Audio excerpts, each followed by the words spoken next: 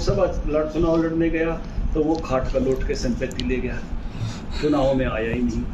जब दूसरा चुनाव लड़ने की बात आई उस समय तो वो यहाँ आंसू बहा के। तो इस तरह के लोग सावधान रहें, कोई नोटंकी वाला विषय नहीं हो, चुनाव में कोई दिक्कत नहीं है, क्योंकि कांग्रेसी नोटंकी में बड़े कसूते हैं। पीढ़ियों से जो परिवार यहाँ राजनीति में है उन्होंने यहाँ मैं कहूँगा कि आंसू बहाए, और मैं इस शब्द का इस्तेमाल करूँ कि घड़ियाली आंसू बहाए। घड़ियाली आंसू में इसलिए कहूँगा कि भाई मैं चुनाव हार गया, मेरा बदला ले लो। अब वो बदला उनसे नहीं लिया गया, वो बदला इस हल्के से लिया गया। राज्यसभा पहुँच गए, वो तो सांसद वाले उसी मकान में हैं, उनके जो भी सांसद के नाते जिस प्रकार के प्रिविलेजेस हैं कोई कमी नहीं है, वो जो कि त्यों हैं। जो बादली में 1000 करोड़ रुपया इस 5 साल में आ सकता था उस पर उन्होंने बैरियर लगाया अपने आंसुओं के माध्यम से।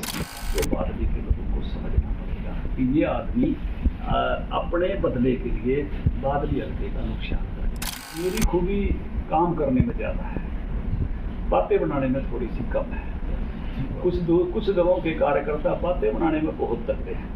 तो मैं बादली हल्के के लोगों से आपके माध्यम से अपील करना चाहता हूं कि भाई मेरा तो एक ही मंत्र है, काम किया है काम। हो सकता मैं अगली बार भी बातें बनाने में कमजोर रह जाऊं, ऐसी घड़ के बातें बनाते हैं। आपको तो पता ही है, बोला धनखड़ चश्मे माँ के देखे।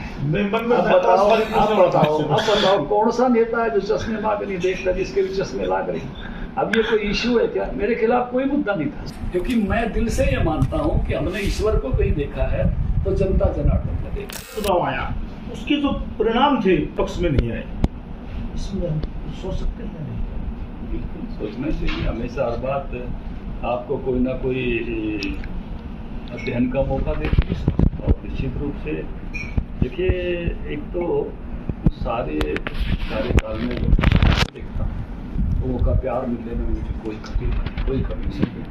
एक तो मैंने देखा कि यहाँ की कुछ परंपरागत रूप से मैं कहूँगा कि 4 पीढ़ियों से जो परिवार यहाँ राजनीति में है उन्होंने यहाँ मैं कहूँगा कि आंसू बहाए, और मैं इस शब्द का इस्तेमाल करूँ कि घड़ियाली आंसू बहाए। घड़ियाली आंसू में इसलिए कहूँगा कि भाई मैं चुनाव हार गया, मेरा बदला ले लो। अब वो बदला उनसे नहीं लिया गया, वो बदला इस हल्के से लिया गया। वो तो राज्यसभा पहुँच गए, वो तो सांसद वाले उसी मकान में हैं, उनके जो भी सांसद के नाते जिस प्रकार के प्रिविलेजेस हैं कोई कमी नहीं है, वो जो कि त्यों हैं। जो बादली में 1000 करोड़ रुपया इस 5 साल में आ सकता था उस पर उन्होंने बैरियर लगाया अपने आंसुओं के माध्यम से। और इस बात को बादली के लोगों को समझना पड़ेगा कि ये आदमी अपने बदले के लिए बादली हल्के का नुकसान कर गया। एक बात ये है जिसको मैं कहना चाहता हूँ। दूसरी बात ये है कि हर आदमी की अपनी कुछ ना कुछ खूबी होती है। मेरी खूबी काम करने में ज़्यादा है, बातें बनाने में थोड़ी सी कम है। कुछ दलों के कार्यकर्ता बातें बनाने में बहुत तगड़े हैं। तो मैं बादली हल्के के लोगों से आपके माध्यम से अपील करना चाहता हूँ कि भाई मेरा तो एक ही मंत्र है, काम किया है काम करेंगे, विकास हल्के का विकास करेंगे। हो सकता मैं अगली बार भी बातें बनाने में कमजोर रह जाऊँ, ऐसी घड़ के बातें बनाते हैं। आपको तो पता ही है, बोला धनखड़ चश्मे माँ के देखे। अब बताओ कौन सा नेता है जो चश्मे माँ के नहीं देखता, जिसके भी चश्मे लाग रही। अब ये कोई इशू है क्या? मेरे खिलाफ कोई मुद्दा नहीं था, इसका जवाब मैं दूंगा। मेरे बारे में ये बात फैलाकर भी इसको किस तरह से लोगों को मेरे से दूर करें। ये कोई मैंने किसी के खिलाफ कोई FIR कराई, कोई थाने में पिटवाया, कोई थाने में पिटवाया हो, किसी को मैंने भला बुरा किया बोला हो, किसी के साथ मैंने ऐसा व्यवहार किया हो जो नहीं करना चाहिए। मैं सब बातों की सहपरिवार मैंने कोशिश की कि हम बिल्कुल अपराध ना करें, क्योंकि मैं दिल से ये मानता हूँ कि हमने ईश्वर को कहीं देखा है तो जनता जनार्दन को देखा है। लेकिन उसके बावजूद भी कांग्रेसियों ने ऐसी बातें घड़ी, बोला चश्मे माँ देखा। अब ये कोई मुद्दा है क्या?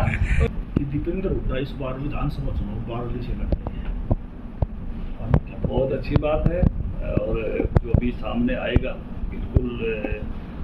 पिछली बार भी ये बातें चली थी, लेकिन मुझे लगता है कि कई बार जो है ना, जब मैं लोकसभा चुनाव लड़ने गया तो वो खाट का लौट के संपत्ति ले गया, चुनाव में आया ही नहीं। जब दूसरा चुनाव लड़ने की बात आई उस समय तो वो यहाँ आंसू बहा के। तो इस तरह के लोग सावधान रहे, कोई नौटंकी वाला विषय नहीं हो, चुनाव में कोई दिक्कत नहीं है, क्योंकि कांग्रेसी नौटंकी में बड़े कसूते हैं, इसलिए चुनाव में कोई दिक्कत नहीं आए, स्वागत है, मैदान में जो है सबका स्वागत करेंगे। लोकतंत्र में सभी आजाद हैं, सभी चुनाव लड़ सकते हैं। दीपेंद्र का भी बात से स्वागत है, अगर दीपेंद्र आए तो ओम प्रकाश धनखड़ जी स्वेच्छा से खुश होकर उनके खिलाफ चुनाव लड़ेंगे और जी सब बिल्कुल सब अपनी अपनी जगह चुनाव लड़ेंगे। कांग्रेस के जो भी प्रत्याशी आएगा, कोई भी आए, मैदान जंग में स्वागत है।